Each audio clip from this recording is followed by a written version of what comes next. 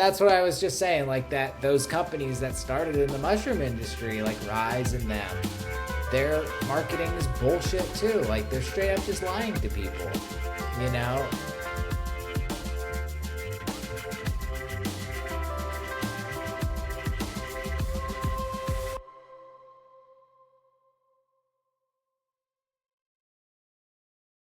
Welcome to the Healing Law Podcast. I'm your host, Douglas, and today we have Kyle Beaver of 10 Mile Mushrooms. How you doing today, Kyle? Good. Thanks for having me on, Douglas. Appreciate it. Yeah, man. Thanks for joining. I reached out to you because I saw your video on TikTok about the 5 grants for beginning farmers, and I really liked what you laid out there, and I wanted to have a conversation with you, and I'm glad you came on. Yeah, thanks. I appreciate you watching and reaching out. First off, there's a lot of money floating out there that people don't tend to think about, especially in the agricultural realm. And so, like, you found you were able to start your farm with some of these grants and stuff? Yeah, absolutely. So we're a specialty gourmet mushroom farm. Essentially, we grow ready-to-fruit substrate, we call it, which is blocks of mycelium for other farms. And we do grow specialty gourmet mushrooms like lion's mane, oysters, chestnuts, things like that as well. But really our niche is selling these substrate blocks to other farms. And within that, I really got into it with a quick Google search of things to do with small amounts of space, and a little UK mushroom growing page came up, and I was like, cool, this is interesting. This doesn't take a significant amount of space to do. And I just had access to like a real small barn at the time. So through that search, I trial and errored and realized it was a little niche thing, and through that found the FSA and the USDA, where I got my first micro loan, and pretty much they've financed the entire thing from the beginning. And it's been really beneficial for me to seek out some of this extra money that's out there. Awesome. And what is it that got you into like farming to begin with? What even piqued your interest about that? I mean, I was always a biology guy, and I love biology, growing things in general. And once I realized the nicheness of the specialty gourmet mushrooms, really piqued my interest because nobody else was doing it in my area. It seemed to be like a newer industry in the US, and it still is like a burgeoning industry. So that really excited me. So I was like, this is something that I could gain a following of people in my area buying my product, right, as a small farm. How many years have you been doing that? Yeah, we were going into 9 years now. Oh, wow. Yeah, I've been doing it for some time. I mean, the first 6 years we were just strictly doing farmers markets on the weekends, and started expanding into selling this ready-to-fruit substrate to other farms. And now we kind of just strictly do that. We've, through these grants and loans, been able to purchase 70 acres here in Pennsylvania and put up an 8,000 square foot warehouse. And what is like the most innovative thing that you figured out, like that you think that you brought to the market that wasn't there before? Yeah, I mean, right now we're bringing a service called Farm Launch to the masses, essentially, trying to get people into small farms, homesteading, these niche type of agricultural enterprises. So what Farm Launch is it started at its core as like an A to Z mushroom farm start program, essentially. Like I've walked people through my almost 10 years of experience, and pretty much laid out the blueprint of how to start a farm in 4 to 6 weeks and be profitable. With the focus on the mushroom farming. Yeah, with the focus on mushrooms. Just because it's so accessible to get a turnover, 365 days of the year. There's not many crops that you can do that. So, we're just trying to get people aware that there's niche markets in their area that can be easily accomplished with even a part-time job, but doing it part-time. And so that's what we're contributing right now, and people have been super interested. Especially recently, we're starting to gain a lot of traction online, and people are really taking notice, because to continue with my 9 years of experience, after my first year, I realized that with the FSA Beginning Farmer and Rancher Loan, after 3 years of farming experience, you can qualify for a loan up to $600K with 0% down, 0 credit check. And after I found that out, that's when I was like all in with the mushrooms, because I was like, dude, this is a way for me to be able to get land, actually get something. A little bit of background: I was a heroin addict for many years. I didn't have credit. I didn't have money. I didn't have anything. So this was like my golden ticket. And I really was like dead set on this was going to be a way which I was going to be able to get some land and do the thing, Yeah. and here I am. So I really Congrats, man. want That's to, awesome, man. yeah, thanks. And I really just want to, we're trying to lay this out for other people to be able to do it. Cause like if somebody, nope, the government's not going to just let you know that there's lots of land changing hands within the next 10, 20 years. Like they're not going to say that. They're trying to buy it up themselves. So, we have to get this information out there, and there's just lots of ways to go about it. But with these specialty like urban type crops, I think it's a whole different ball game. It's not a commodity crop. It's not something that's being sold to a middleman. Oftentimes, you're direct to consumer, which means the margins are much higher. Like I said, it's 365.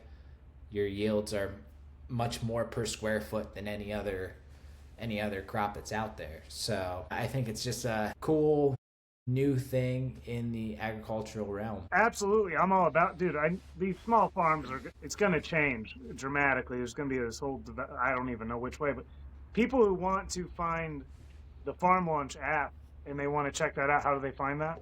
Yeah, they can just contact us on Instagram or Facebook, either on Farm Launch or 10 Mile Mushrooms. There's links there.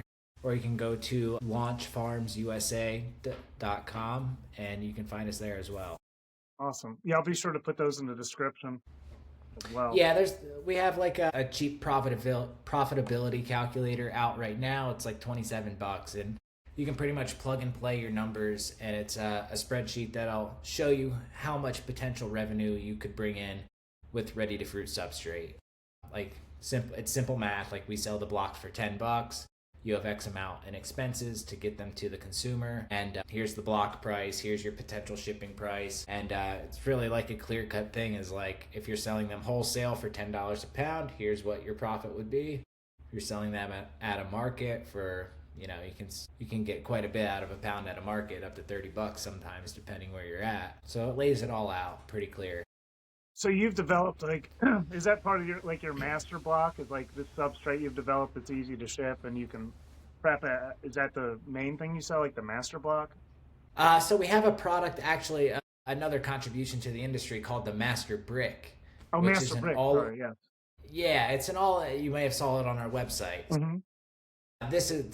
Nobody's using these at the current moment, and it's kind of our own design. Right now, we're working on figuring out the back end production of these things in mass, but the concept's been proven, and essentially what it is, it's a briquette that is not just wood, but it's wood in soy hull or wood in bran, literally just other components of mushroom substrate compressed into these bricks, which is surprisingly difficult. You would think it sounds easy as just smushing it all together, but it does take quite a bit of finesse. So we're figuring it out how to bring it to the masses and really get substrate accessible to people who may not be able to get soy hulls or some of these other high yielding mushroom substrates. Yeah, it's nice for shipping too, because you have like this tight block and you can ship it out efficiently. And then the only other way people are getting substrate is pellets, and that's bags. It's awesome. Let me see, y'all. The meaning 10 Mile Mushrooms? Where did you come up with that? Yeah, so 10 Mile Mushrooms was actually a creek that ran through the initial farm's property. It was just it was 10 Mile Run is what it was called. Yeah, just a little namesake from where the farm originated. Awesome. You're out of Pennsylvania? Yeah, we're out of Pennsylvania. Pretty much north central, kind of more in the middle though of the state. So what advice would you have for someone who's looking to get into farming? Just start. That's my best advice. Just get going. Do some farmers markets. Try to produce some product and just get going. You can take out an FSA microloan very quickly into the process. Up to $50,000. They're low interest. Way better interest than what you would get from a bank or a credit card company. Just need to start. You need to start. Be smart, and like I said, grow high yielding crops that bring in a little bit more cash than commodity crops. Yeah, I think it's one of the most important things that people can do right now is begin to take over the food production like collectively and offer these higher quality, products and produce without all the extra chemicals and, over processed. We need to kind of cut out all the middlemen and develop these markets, is my opinion. I kind of see that's happening as a natural response to the way things have been with mono agriculture system that has polluted the environment, the people, and everything. It's time that we it's definitely time that people take the reins, and you're giving like, I've never heard of these things, and I've been looking into this a long time, and you're just making it super simple. That's awesome. Well, yeah, there's so much information on the internet. I mean, and that's how I learned, literally like Google search bar, and it took years and years of losing money and messing around and messing up. But yeah, I think you're absolutely right. Like, this is all happening because people are sick, people are realizing they're being poisoned, and like there's another way to do it, and I saw a funny video the other day where the guy was, like our mushrooms, like I said, at market would go from anywhere from $16 to $24 a pound. Well, they were walking through the grocery store, like showing like Reese's cups and things and how much they actually cost a pound, and it's the same exact amount, and this is from the farmer product that is USDA certified organic. It's well cared for and taken care of, and people just scoff at it. Well, not only is it the same cost per pound, it's much higher quality ingredients. I just saw a video on the Reese's the other day. I guess they're adding peanut butter and chocolate back to it because they took it out. Like, they had developed it without that at all. It's like, what? What is even that is insane to even hear. Yeah. Like, I heard somebody say the other day, like, yeah, Kraft singles, they can't even call them cheese, because they're not even close to cheese. And it's just like, it's crazy when you think about it.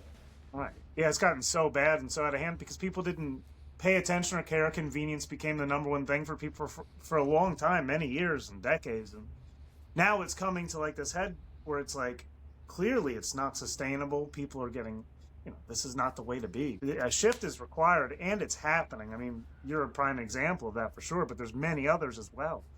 They're doing exactly what you're doing and really revolutionizing the industry.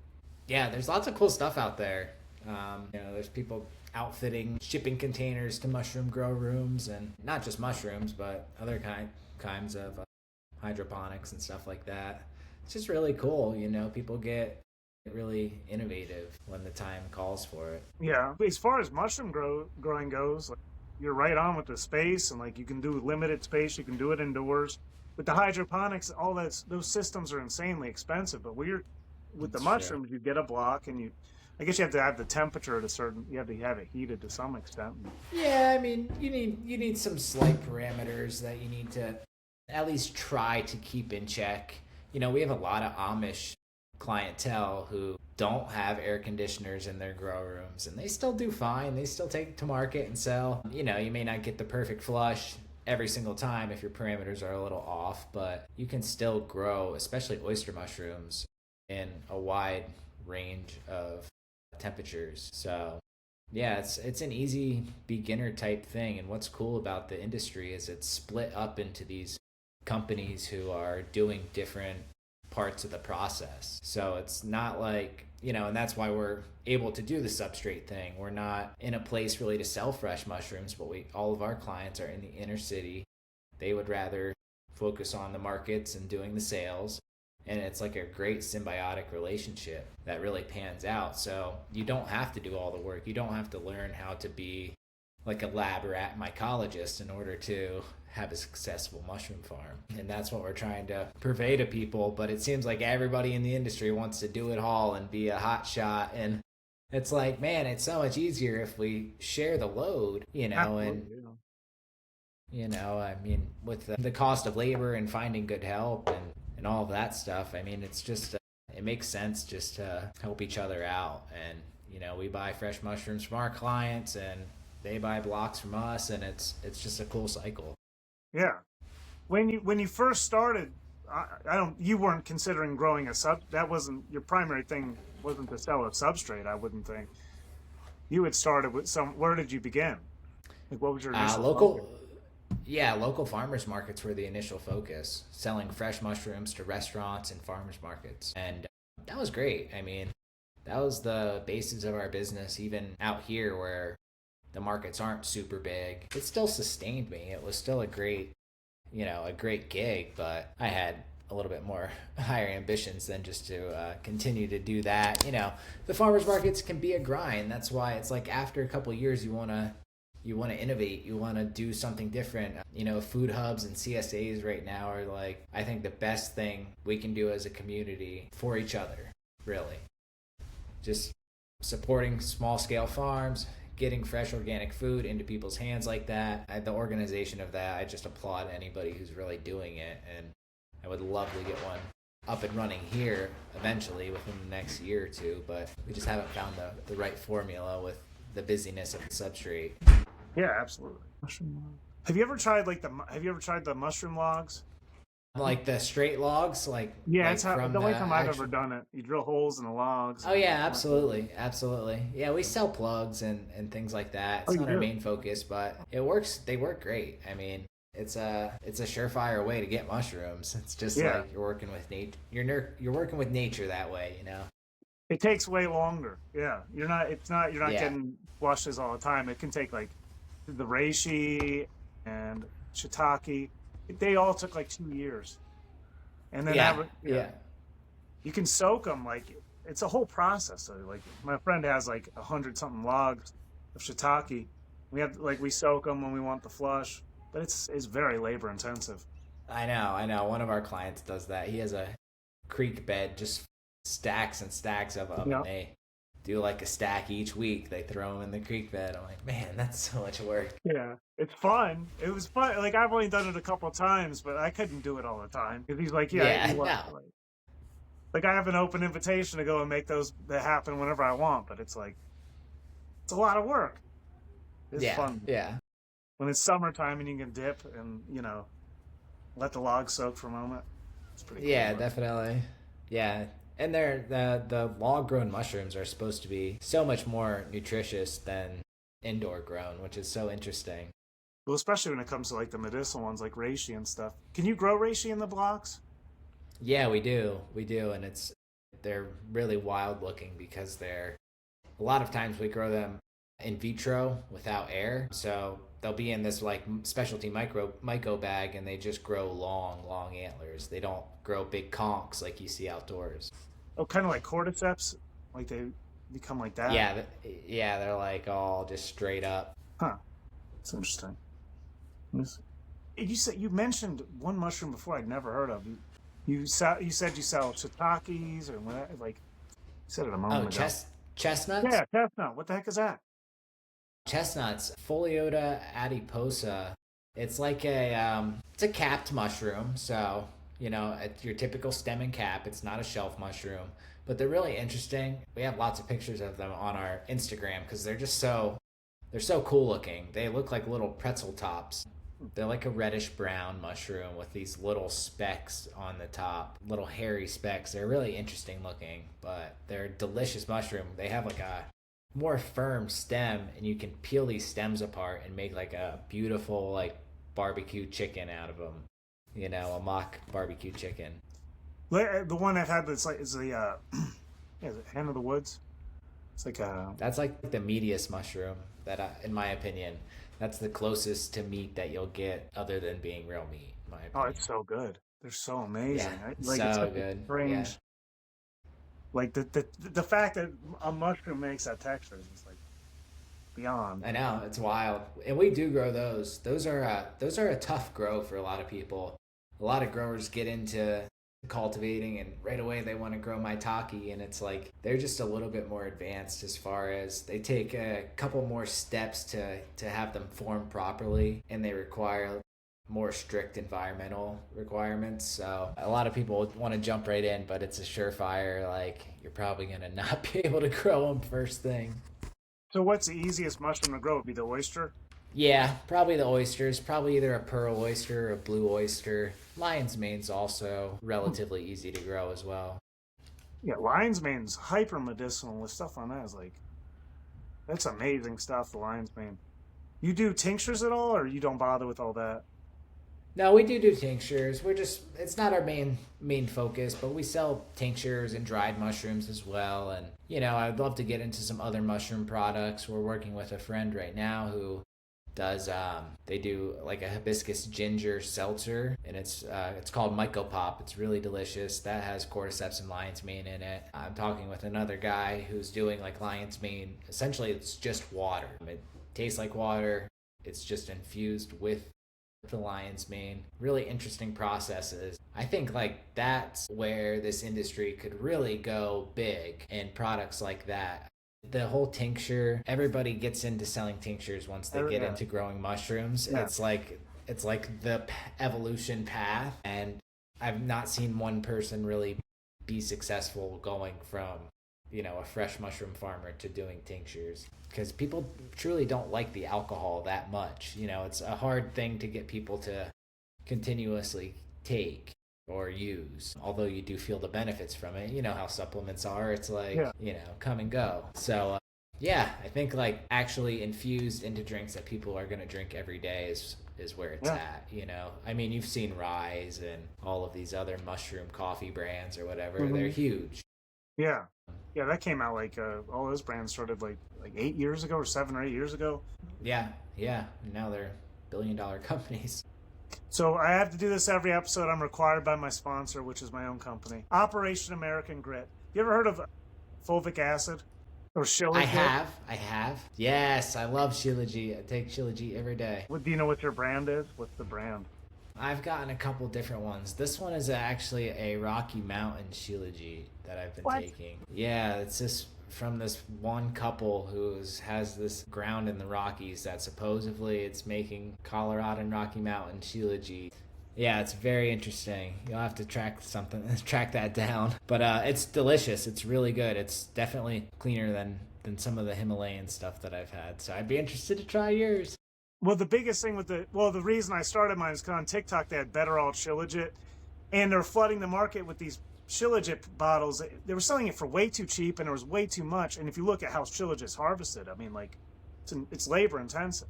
And these people were claiming that their Shilajit had 75% fulvic acid, which I knew was a lie, because like the strongest source is the one that I offer in the world. Okay? It's 35%. And it's sourced from America. It's not Shilajit in the fact, like it's not the tar that oozes out the mountain. This is a different type of deposit that's extracted from clay. But it's the same thing. But it's the strongest. It's OperationAmericanGrit.com. I'll send you some. Interesting. Dude, I would love to. Look into this. You threw me for a loop with that Colorado one, man. I've looked all over America for like Shilajit sources, and like I've never heard of that. Yeah, I think I don't think I threw out the thing. I will send it to you. I'll shoot you an email with it. Okay, awesome. Yeah, I'll send you some my fulvic acid if you want. Oh my God, I would love to try it. Definitely. Mine's the best. Well, the fact that they're hand harvesting in Colorado, that's like a total niche thing. That's awesome. That's because Shilajit has like a different different compound that the fulvic acid doesn't have.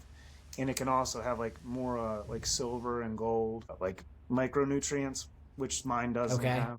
And that's what I've heard. Fulvic acid is higher. I've heard a lot of them are high in heavy metals. Is that true? They can be. Yeah, you have to have it tested. Yeah. Not that this one does not contain that. That's why another thing, like when they're shipping this stuff over, like they're saying it's tested for heavy metals, and they're saying it's 75% fulvic acid.